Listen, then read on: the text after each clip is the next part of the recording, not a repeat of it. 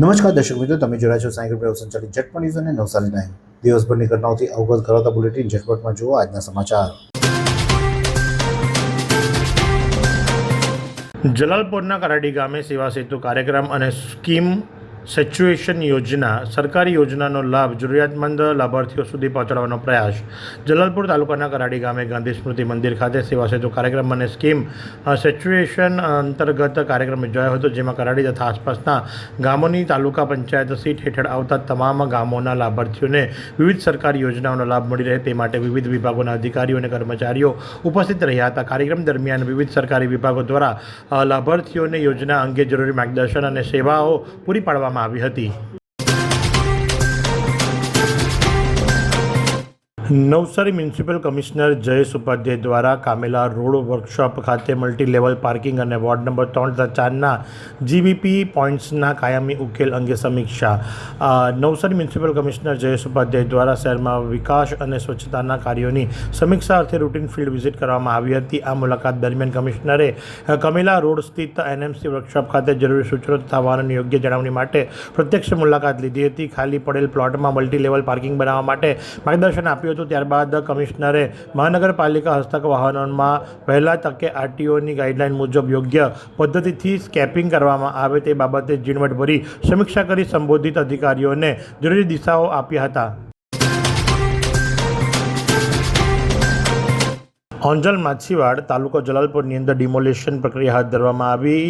આજરોજ કલેક્ટર મનીષ ગુરવાનીના માર્ગદર્શન અને તેમના સૂચના અનુસાર ઓંજલ માછીવાડ તાલુકો જલાલપોર જિલ્લો નવસારી ખાતે જૂનો સર્વે નંબર 585/1 પૈકી 1 નવો સર્વે નંબર 2 વાળી સરકારી ખાર ખાજણની જમીનમાં અગાઉ જમીન મહેસૂલ કાયદાની કલમ 61 મુજબ કાર્યવાહી કરવામાં આવેલી હતી અને આસારામ આશ્રમનું દબાણ દૂર કરવામાં આવ્યું હતું। તેમ છતાં સદર જમીનમાં ફરીથી ચારે તરફ તાર ફેન્સિંગ, બ્લોક પેવિંગ તથા પતરાનો શેડ બનાવી આસારામ આશ્રમનું દબાણ ઊભું કરવામાં આવ્યું હતું, જે અન્વયે આજરોજ મામલતદાર જલાલપુર તથા સર્કલ ઓફિસર સહિતની ટીમ, પોલીસ ટીમ, તલાટી કમ મંત્રી ઓંજલ તથા સરપંચ ઓંજલના હાજર રહી દબાણો દૂર કરવામાં આવ્યા હતા અને આશરે 6000 ચોરસ મીટર જેટલી સરકારી જમીન ખુલ્લી કરવામાં આવી હતી। જલાલપુર તાલુકાના આડ ગામે લો કોસ્ટ પાંજરા પદ્ધતિથી પંગેશિયસ અને તિલાપિયા માછલી ઉછેર અંગે તાલીમ યોજાઈ। ઓછા ખર્ચે વધુ ઉત્પાદન આડ ગામે પાંજરા પદ્ધતિથી માછલીનું ઉછેરનું પ્રાયોગિક નિર્દેશન।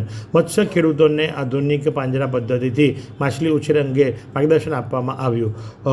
College of fisheries science Kamdhenu university Navsari હસ્તક કાર્યરત પ્લાન યોજના એસ્ટાબ્લિશમેન્ટ ઓફ ડેમેજેશન cum training centre inland fisheries at નવસારીના સંયુક્ત પ્રયાસ અંતર્ગત લો કોસ્ટ પાંજરા પદ્ધતિથી પગેશિયસ અને તિલાપિયા માછલી ઉછેર પ્રબંધન વિષય ઉપર જલાલપોર તાલુકાના 8 ગામે 1 દિવસીય ઓફ કેમ્પસ તાલીમ કાર્યક્રમ યોજાયો હતો।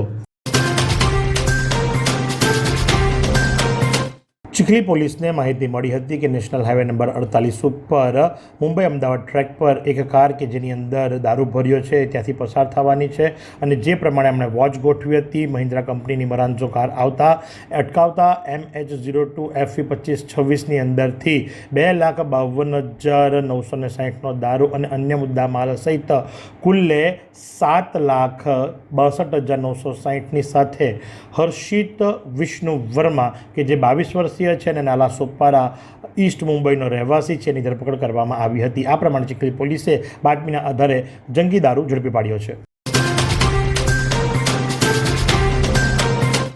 જન સુવિધા અને ટ્રાફિક નિવારવા અર્થે જાહેર માર્ગોના દબાણો દૂર કરવાની નવસારી મનપાની મોટી કાર્યવાહી। મેયરની ઉપસ્થિતિમાં શાંતિપૂર્ણ રીતે દબાણો દૂર કરવાની કામગીરી હાથ ધરાઈ। નવસારી શહેરને વધુ રમણીય, સુવિધાજનક અને ટ્રાફિક મુક્ત બનાવવાના હેતુથી નવસારી મહાનગરપાલિકા દ્વારા માર્ગોના વિસ્તૃતિકરણની કામગીરીને વેગવંતી બનાવવામાં આવી રહી છે। આ વિકાસ કાર્યોના ભાગરૂપે આજરોજ નવસારી મહાનગરપાલિકાના ટાઉન પ્લાનિંગ તથા એસ્ટેટ વિભાગ દ્વારા દબાણ હટાવવાની ટીમ સાથે મળીને શહેરના વિવિધ વિસ્તારોમાં ડિમોલેશનની કામગીરી શાંતિપૂર્ણ રીતે પૂર્ણ કરવામાં આવી હતી। આ સમગ્ર કામગીરી દરમિયાન નવસારીના મેયર અશોક દોરાજીયા ખાસ ઉપસ્થિત રહ્યા હતા।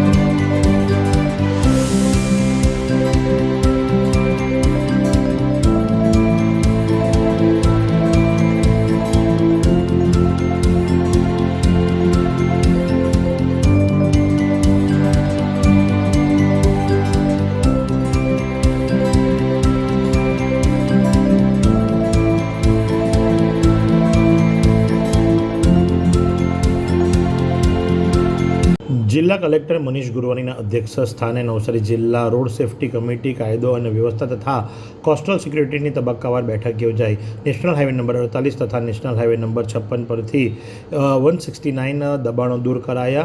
બ્લેક સ્પોટ સુધારવા તાકીદ આપવામાં આવી.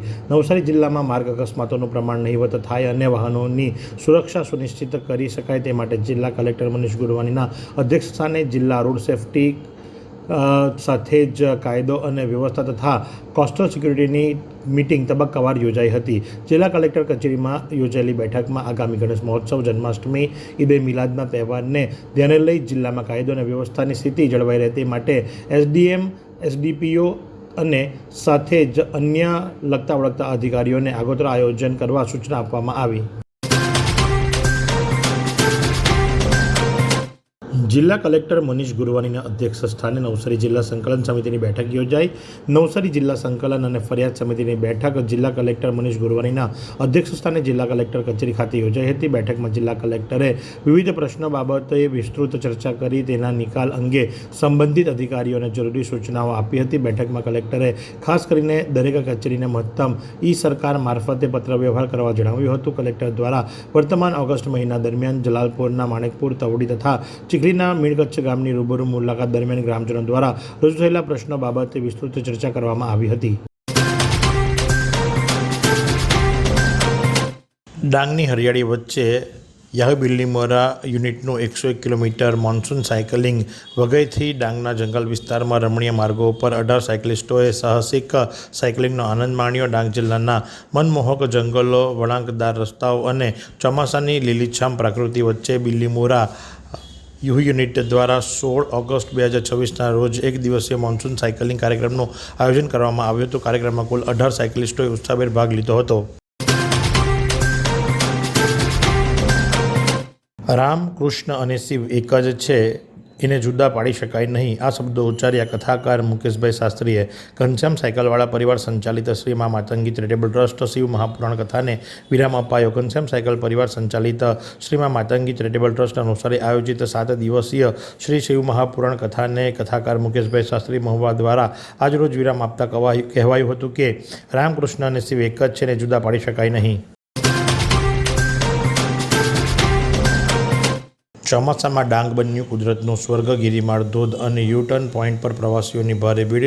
ડાંગ કલેક્ટર એન.ડી. પરમારે પ્રવાસીઓની સુરક્ષા જાળવવા અને પ્રવાસન સ્થળોએ સ્વચ્છતા રાખવા કરી અપીલ. ચોમાસાની ચાલુ સિઝનમાં ડાંગ જિલ્લા સોળે કલાએ ખીલી ઉઠ્યો છે. ચારે તરફ પથરાયેલી પ્રાકૃતિક હરિયાળી, ખળબળતા વહેતા ઝરણા અને ભવ્ય ધોધને કારણે સમગ્ર ડાંગ જિલ્લો પ્રવાસીઓ માટે આકર્ષણનું મુખ્ય કેન્દ્ર બન્યો છે. ખાસ કરીને સિંગડા નજીક આવેલ વિશ્વવિખ્યાત ગિરિમાળ ધોધ અને યુ-ટર્ન એટલે કે યુ-શાર્પ ટર્ન જે ખરો એ વિસ્તારની અંદર વરસતા વરસાદ બાદ અત્યંત રમણીય અને મનોહર બની ગયા છે, જેને નિહાળવા માટે દૂર દૂરથી લોકો મોટી સંખ્યામાં ઉમટી રહ્યા છે. વાંસદાના શોરૂમમાંથી રોકડથી વાહન ખરીદીને 4 વર્ષ લોન રિકવરીની નોટિસ. ખાનગી ફાઇનાન્સ કંપની વાહનો પર લોન ચડાવી દેતી હોવાનો આક્ષેપ. વાંસદા સ્થિત એક શોરૂમમાંથી રોકડેથી મોપેડ ખરીદનાર એક ગ્રાહકને ખરીદીના 4 વર્ષ બાદ એક ખાનગી ફાઇનાન્સ કંપની દ્વારા પેમેન્ટ રિકવરીની નોટિસ મળતા મામલો ગરમાયો હતો. ગ્રાહક સહિત અન્ય ગ્રામજનોએ પણ શોરૂમ પર પહોંચી હોબાળો કર્યો હતો. વાંસદા ખાનગી શોરૂમમાંથી રોકડ રકમ ચૂકવીને મોપેડ ખરીદનાર એક ગ્રાહકને 4 વર્ષ બાદ ખાનગી ફાઇનાન્સ કંપની દ્વારા પેમેન્ટ રિકવરીની નોટિસ મળતા સમગ્ર મામલો ગરમાયો હતો. ગ્રાહક સહિત ગ્રામજનોએ શોરૂમ પર હોબાળો મચાવ્યો હતો. નોટિસ મેળવનારના ગ્રાહકના મુજબ વાહન ખરીદતી વખતે વાહનની કિંમત રોકડ ₹96,300ની સંપૂર્ણ રકમ રોકડેથી ચૂકવવામાં આવી હતી અને ત્યારબાદ એને આ રીતે નોટિસ મળતા સૌ અચંબો પામ્યા હતા.